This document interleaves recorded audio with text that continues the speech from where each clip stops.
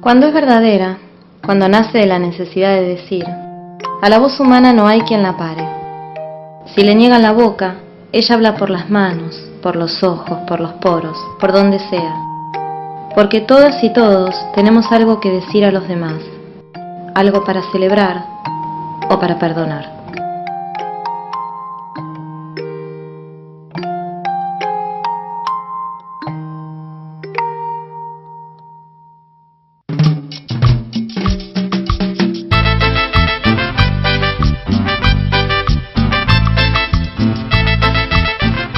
Walter es el oncólogo del hospital.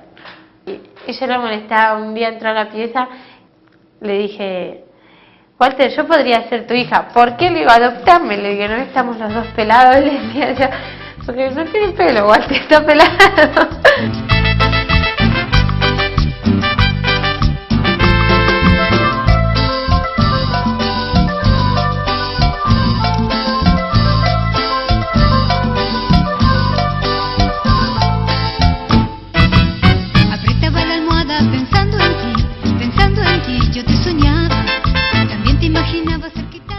Sigo haciendo lo que hacía antes, solo que no hago educación física y eso no.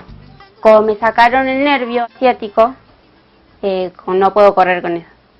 Cuando yo me enteré que tenía cáncer, sentí de todo un poco. Todas las cosas, se siente re feo porque decís, lo primero que empezás, ay, ¿por qué a mí? Decís, ¿no? Y después te das cuenta de que son cosas de la vida que a veces tienen que pasar y nada. Cuando me enteré que tenía cáncer no le daba tanta importancia. Después sí, cuando me empezó a caer el pelo y todo eso, sí. Ay, sí, me re enojé. Encima había algo que no me gustaba, era que me toquen el pelo. Pero no, y después me di cuenta que la caída del pelo era lo mínimo. Mi alegría y al suspirar me hicieron sentir que te quiero. Volverte a ver, volverte a amar. Al principio me causaba impresión porque veía a todos los nenes enfermos y no me gustaba. Pero después ya era cosa que ibas y los saludabas a todos, era re común, era como una familia. Entonces salías de tu casa y tenías otra familia en el hospital. Cuando se enteraron en el colegio que tenía cáncer, en el colegio que iba en Merlo, a mi mamá no le dieron bolilla directamente. Bueno, ella llamaba a la directora y nunca la atendió, siempre la dejaba esperando, o atendía el preceptor o algo y le decía que estaba ocupada o algo. O le decía que ya le iba a llamar y la dejaban esperando siempre. En el sentido ese está re bien equipado porque no te aburrís ni de casualidad en el hospital. Hay un montón de cosas para hacer, te llevan juegos, puedes usar las computadoras, y de ahí hacías lo que vos querías. Ibas a la sala y por ahí te ponías a jugar, dibujabas, de todo. Para conseguir un nuevo colegio, un poco sí tuve algunos problemas porque no me querían tomar por el motivo de que puede ser que me descomponga. Cuando estás haciendo el tratamiento, te das cuenta de lo que es la enfermedad. Por ahí a veces no le prestás atención y muchas personas no van a los controles y todo eso. Y yo me di cuenta de que siempre hay que hacerse un control. Ahora lo voy a tener muy en cuenta.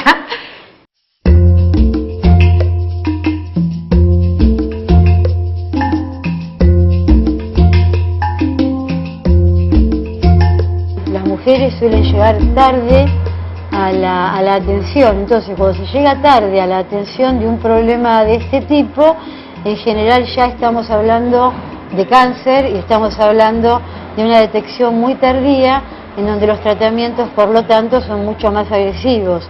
Pero bueno, las mujeres se hacen poco PAP y ahí creo que sí nosotros los sistemas públicos de salud somos medio culpables porque no tenemos mensajes claros que haciendo acciones anticipadas de detección precoz en realidad no se llega a situaciones tan extremas como puede ser una mastectomía o una histerectomía.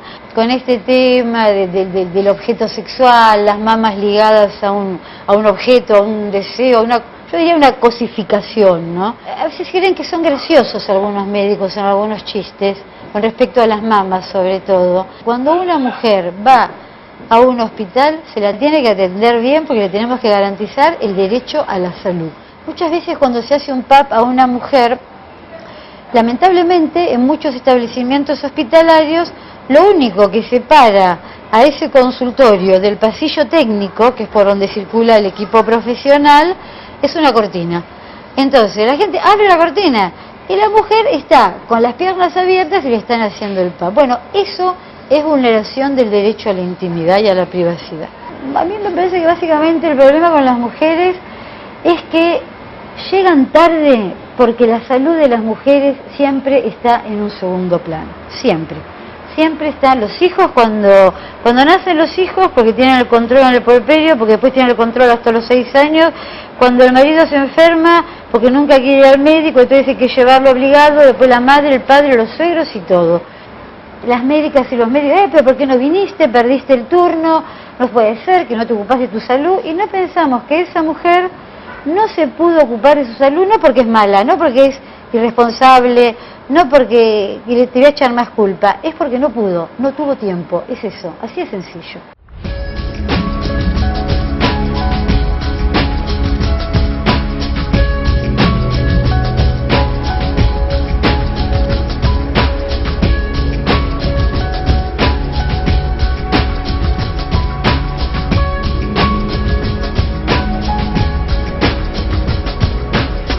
Lo que aprendí, que no sabíamos y no veíamos, es que es una enfermedad, aparte de ser devastadora, y que es una enfermedad que es prevenible y que puede ser y que es tratable también. Y que también es cierto que en los casos en los que no se puede ni prevenir ni tratar, es paliable. O sea, uno puede tener una muerte digna y sin dolor y acompañado. Es una enfermedad muy compleja, que tiene muchos planos, que no es un paciente con cáncer, que no todos, cada paciente es individual. Se cruzan los planos biológico, molecular, clínico, psicológico, socioeconómico. Nosotros estamos en un hospital público donde más del 50% de los pacientes no tienen cobertura social. Por lo tanto, entran en juego un montón de otras variables, como no tener por ahí dinero para venir al hospital a hacer tratamiento. La idea es juntarnos entre todos para pensar mejor cada paciente y hacer un tratamiento o una estrategia dirigida a cada uno lo más individualizado posible. El cáncer colorectal es la tercera causa de cáncer en el mundo, generalmente en los países tanto desarrollados como subdesarrollados, pero más importante aún es la segunda causa de muerte por cáncer. Sí, lo que vamos a hacer para prevenir como individuos es, mayores de 50 años, consultar a nuestros médicos para ver qué método usar para prevenir. Y la otra cuestión muy importante es que si uno tiene, más allá de la edad, antecedentes en la familia de primero o segundo grado, tanto de cáncer como de pólipos, debe consultar, poner su historia familiar en una grilla y ver, según su riesgo, qué estudios tiene que hacer y cada cuánto tiempo. La mayoría de los países que hacen estudios de screening poblacionales es la sangre oculta de materia fecal. Es el más costo efectivo en este sentido. Pasa que, por ejemplo, en Argentina lamentablemente no está disponible a modo gratuito. Por ejemplo, en el hospital, en la municipalidad no disponemos de la sangre oculta de materia fecal.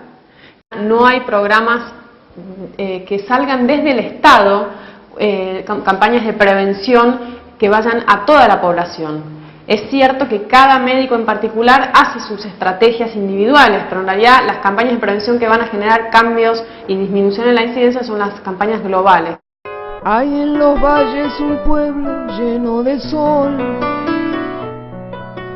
que tiene viñas y arena y un corazón, que late como una caja, penas y amor. Mi bisabuela con cáncer de útero, que falleció con cáncer de útero. Mi abuela, las hermanas de mi mamá y mi madre murió con cáncer de útero. Hace aproximadamente 3 años yo tuve cáncer. Este es un pueblo que es como, creo que en todos los pueblos chicos, que cuando pasa algo todo el mundo se entera, y creo que todas las personas de acá tenían conocimiento de lo que pasó con mi mamá y después de lo que me pasó a mí, y creo que todos pudieron ver que cada día que pasaba yo me recuperaba y que peleaba la enfermedad esta hasta que logré salir adelante. Cuando yo estaba muy enferma, me promesé a la Virgen de la Guachana, y donde prometí a la Virgen trabajar por todas las mujeres. Animan a ese lugar donde las coplas te envolverán y en una mágica ronda vidita te dormirás. Nos instalábamos en un lugar 3-4 días antes de empezar a hacer los PAP. Recorríamos por los barrios, por la ciudad, del pueblo donde nos instalábamos y llamábamos a las mujeres, las concientizábamos, hablábamos, promovíamos para que se vengan a hacer los PAP gratis. Vi mujeres mayores de 50 años que nunca en su vida se hicieron un PAP. Muchas mujeres tomaron conciencia y empezaron a hacerse los PAP. También saben cómo se pueden cuidar para no tener hijos. Cada una está aprendiendo cuáles son los derechos y los valores que tiene cada una. Este cáncer se puede prevenir si todas toman conciencia y se hacen un PAP. Y después creo que no tienen de nada que preocuparse. Quiero entrar en tus cosas, revisar, abrir cada cuaderno y dejarlo en su lugar.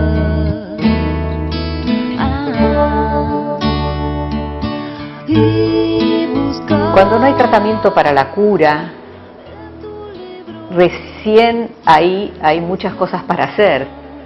Cuidados paliativos lo que se proponen no es ni prolongar ni acortar la vida. El equipo básico está formado por un médico y un enfermero, ¿sí? Y en este equipo básico el trabajo es interdisciplinario, es decir, que el médico no solamente se va a ocupar de todos los aspectos físicos del paciente, sino también se va a ocupar de el impacto de estos problemas en él y en su familia. Cuando uno tiene un paciente que está teniendo dolor, por ejemplo, que no responde a los tratamientos médicos adecuados, uno tiene que pensar que este dolor tiene otro componente. Es lo que nosotros llamamos dolor total. Es el dolor más el sufrimiento por este dolor. O es el dolor asociado a una angustia existencial muy grande. Entonces, si no se atienden las dos cosas, tampoco hay alivio del síntoma físico. Y en estas cosas no existe una línea divisoria pura y neta que uno dice, bueno, hasta aquí es lo físico, desde aquí es lo psicológico y desde aquí es lo espiritual. Desde el año 80, la Organización Mundial de la Salud publicó una norma, que es lo que se llama la escala analgésica de la OMS, en donde son escalones, por eso es la escalera, en donde uno va avanzando con analgésicos e antiinflamatorios simples, más complejos, más potentes, y en el tercer escalón está la morfina.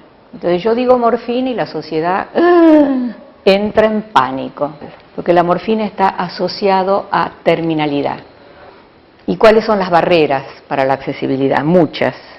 El propio desconocimiento de los profesionales, es decir, el manejo del dolor lo tendría que hacer no los especialistas en medicina paliativa. El 100% de los médicos tiene que poder manejar el dolor. El 100% de los médicos tiene que saber que el dolor es aquello que el paciente dice que tiene y no minimizar lo que el paciente dice que tiene. Hay todo un movimiento en el mundo para que la morfina y los opioides y el alivio del dolor sea considerado como uno más de los derechos humanos. Acompañar a alguien que está muriendo no es solamente duro, es muy enriquecedor.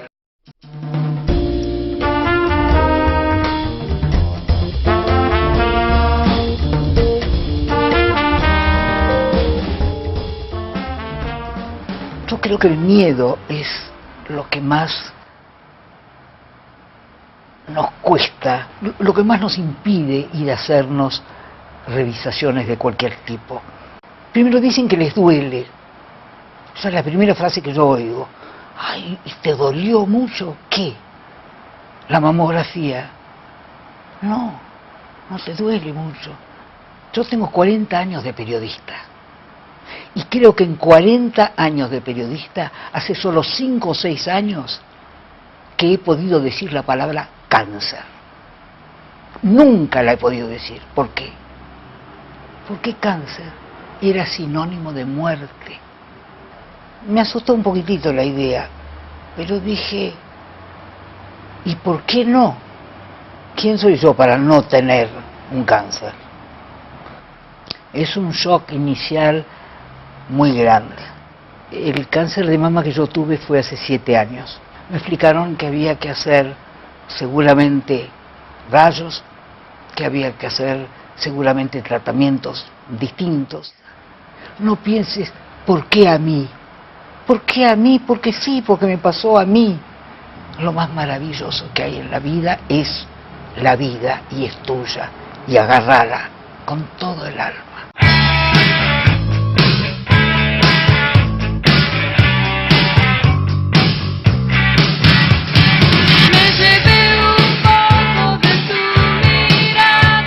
Mientras tenía cáncer era súper poderosa, no tenía miedo a nada.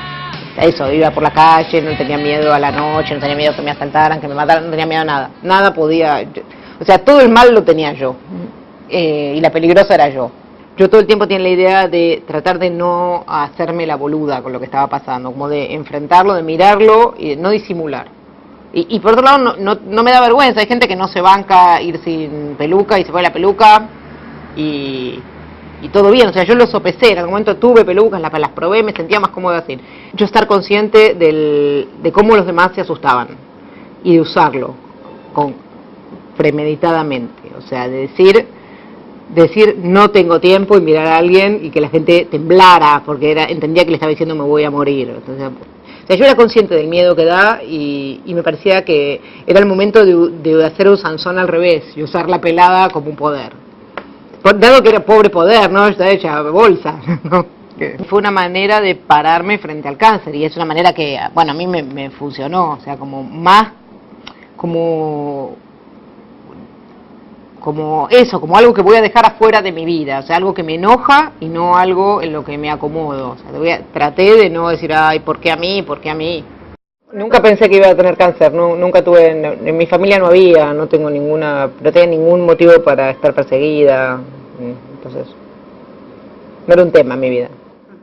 Yo tuve una primera médica que pobre, yo no sé si, o sea, que se comió el peso de la noticia en algún punto y que no era la persona que me operó, que nunca esperó que encontrar un tumor maligno, que calculó que no lo era y en realidad toda como su negativa a nombrarlo, toda estas cosas, esta manera lenta de decirlo. Yo entiendo que cada médico no puede saber con qué paciente trata, pero a mí como que me distanció mucho todo eso, ¿no? Yo prefiero las cosas más derecho. Yo no pienso que nada psíquico cause el cáncer, no lo sé, digo, sobre eso no puedo abrir juicio, pero que todo esto, este proceso de reflexión en una situación límite, echó luz sobre zonas de mi vida que antes habían estado más oscuras, es indudable. O sea, me abrió una oportunidad de pensar sin disimulos, porque todo disimulo ahí se borró. Pero básicamente no creo que sea una persona muy distinta, tal vez un poco más feliz, o sea, como más ligera. El cáncer es en gran medida evitable. Cuando me enteré de que ya no tenía más cáncer y todo, bien, me sentí feliz, digo. Muchos cánceres se pueden prevenir. Otros se pueden detectar en las primeras fases de su desarrollo y ser tratados y curados. Está en cada uno tomarlo como cada uno quiere y puede, ¿no es cierto? Yo, por suerte, lo tomé re bien. En etapas avanzadas se puede retrasar su progresión y el dolor se puede controlar o reducir.